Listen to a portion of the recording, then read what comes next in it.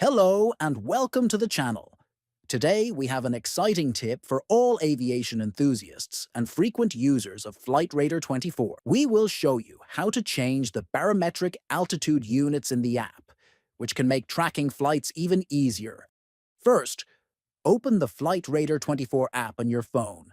Next, look at the bottom left corner and tap on the Settings icon. Then select the MISC tab from the list of options. After that, keep scrolling until you find the Barometric Altitude option. Next to Barometric Altitude, you will see a menu.